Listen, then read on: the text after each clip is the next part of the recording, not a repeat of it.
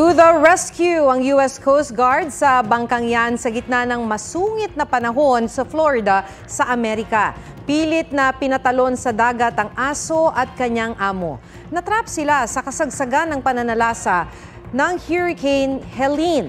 Ligtas silang naisakay sa helicopter at nasa mabuti ng kalagayan.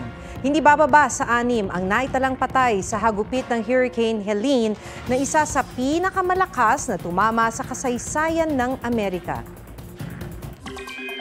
Nakataas ang tropical cyclone wind signal sa 3 lugar sa Luzon dahil sa bagyong Julian. Signal number 1 sa Cagayan, kabilang ang Babuyan Islands, northeastern portion ng Isabela at eastern portion ng Apayao. As of 11 p.m. bulletin, huling namataan ng Pag-asa ang sentro ng Tropical Depression 435 kilometers east ng Calayan, Cagayan. May lakas ng hangin na aabot sa 55 kilometers per hour, bugsong aabot sa 70 kilometers per hour. Patuloy ang pagkilos nito sa pa-south-southwestward sa bilis na 20 kilometers per hour.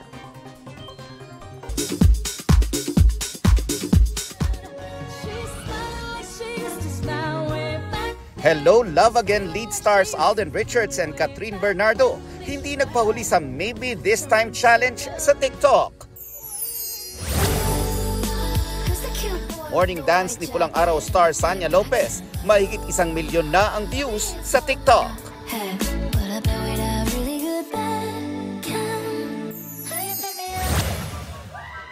Guesting ng cast ng pelikulang Balota sa Kapuso Artist Tambayan, napuno ng tawanan at kulitan. Social media star Sasa Girl aksidenteng nabugahan ng tubig ni Rahil Birria.